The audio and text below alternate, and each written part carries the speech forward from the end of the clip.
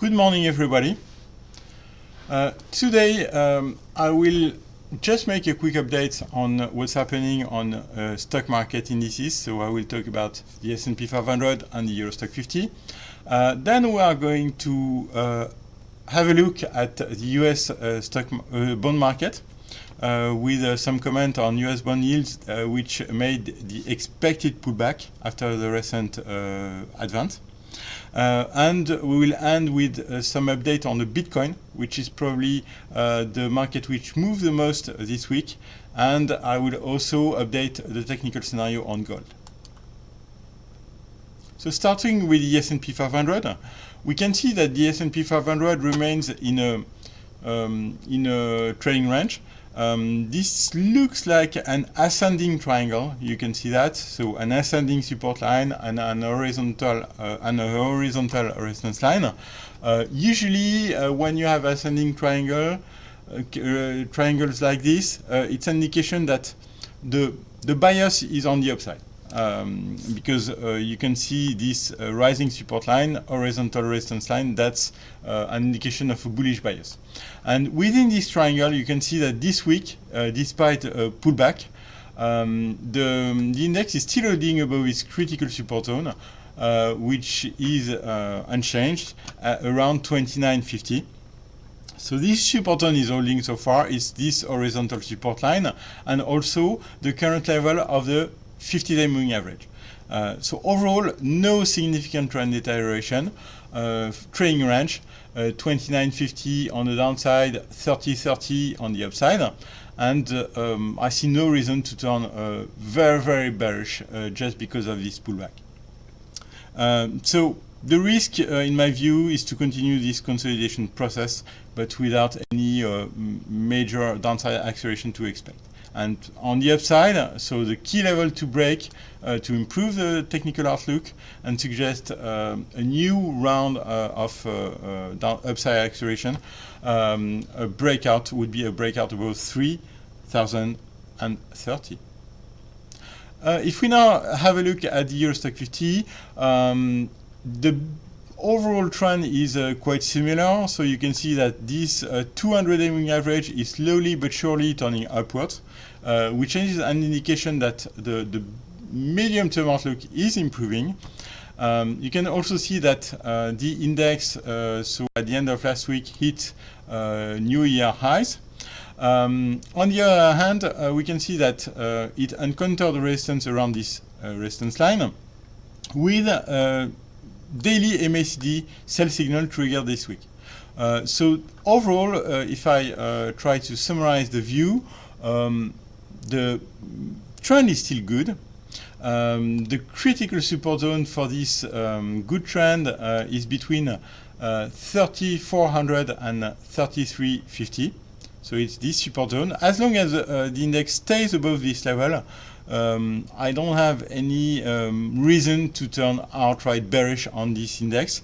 So the main scenario is probably a continuation of the consolidation move between 3550, 3600 on the upside, and on the downside, potentially support zone between 3450 and 3400. So no major concern. Okay, the risk is to continue this short-term pullback. You can see that previous comparable MACD sell signal, sometimes they work and sometimes they don't. They just highlight a pause in the bull market.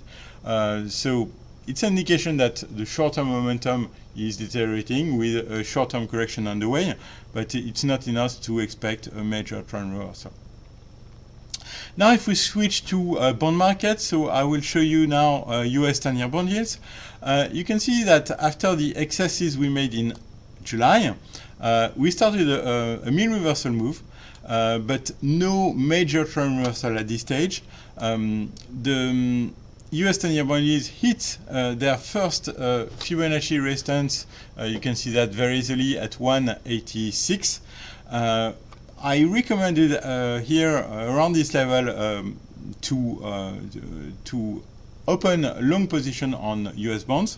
The call was pretty good. I mean, we saw a relief rally on bond markets over the last week or two, with so bond yields moving downwards.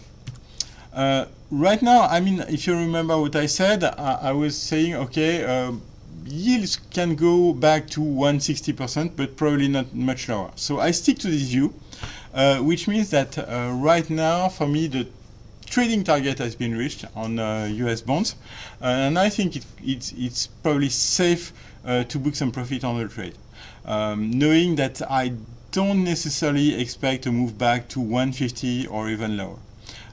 So what is more likely is to see bond yields stabilizing around current level in the near term, then starting a new technical bonds back to 186 or even higher. Next slide is on the Bitcoin. So as I told you in the introduction, it's probably the market which moved the most this week.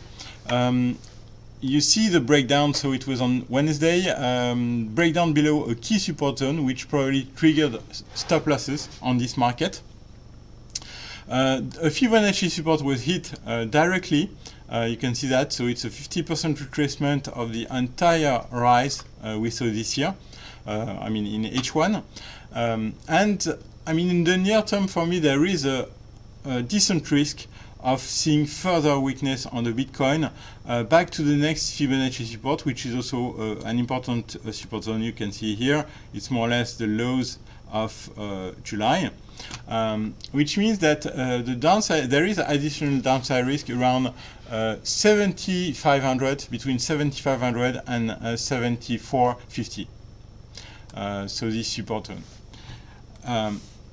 So overall, I would say that the Bitcoin is breaking down, obviously, this week.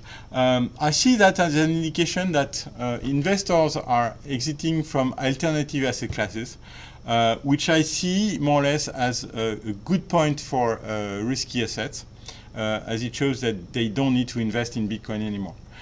So it's more or less a risk-on indication. If we look at another asset class which is performing well when the market is risk-off, is gold. So we saw that gold, as you know, had a very strong rally so far this year, but is looking a bit toppish since mid-August, with formation of a potential rounding top, or even reverse head and shoulder, so bearish head and shoulder. So we can see that there has been distribution over the last month on gold. I'm not telling you we are close to have a major trend reversal to the downside. It's not true. I mean, the medium term to long term trend is still good, and has turned bullish so far this year.